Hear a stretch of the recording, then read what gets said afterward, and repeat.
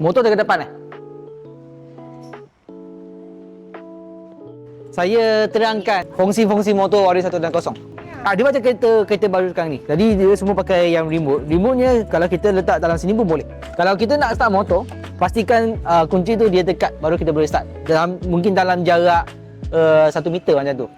Jadi kalau kita nak start, dia ada 3 fungsi. Satu O, satu seat, satu I. O maksudnya off. Okey, off ni nampak dia tak boleh pulas. Kalau kita nak start, kita kena pulas. Okey, kalau kita pulas sampai seat sini, kita boleh buka seat. Pulas sampai seat sini, kita tekan seat. Jadi kalau kita nak start motor, tekan sekali, ada bunyi titik, barulah kita pulas sampai I. Okay, nampak?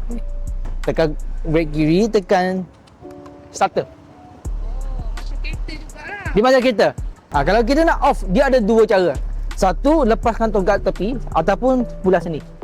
Okay, contoh saya pulas sini sampai O. Nampak dia off. Pastikan kalau kita nak off motor, kita pulas sampai O sini. Kalau tak ada, bateri dia akan kong. Okay, signal kiri ada, belakang ada, signal kanan ada, depan, belakang ada. Okay.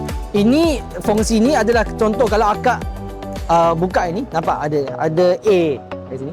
Jadi kalau kita berhenti dekat traffic light, kita stop, motor ni dia akan auto shutdown, auto off ni main engine. Saya adjust jam. Sekarang ni 12.40. Kalau saya ada jam, saya tekan 2 ni, nampak? Tekan lama, dia akan berklip. Lepas tu saya akan tunjuk sini dalam poket ni, kompartmen lah, kita kata kompartmen dalam ni dia ada bagi USB. Dia memang besar. Satu handphone first service 1,000.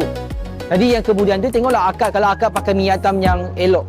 Sebab untuk skuter ni ada 2 jenis minyak hitam. Fully dengan mineral. Biasa orang dia pakai Wario 1 dan 0, dia pakai fully je. Jadi fully, apa beza? Fully dia boleh jalan 3-4 ribu lebih.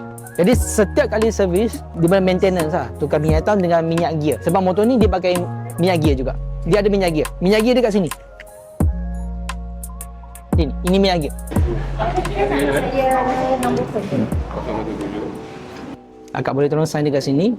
Akak tulis nama.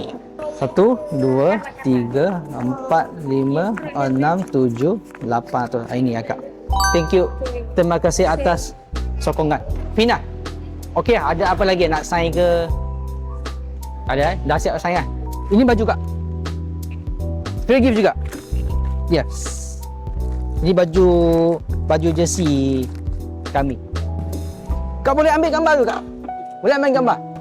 Okey, tak apa. Akak saya ajar akak. Okey. Akak tekan ke dia tu. Okey, dengar bunyi Okey, pulas sampai habis. Okey, akak nampak ini. Okay. Nampak lepas tu tekan brake kiri. Tekan kuat sikit. Start. Itu je. Akak boleh bawa dah. Terima kasih sudah support kami.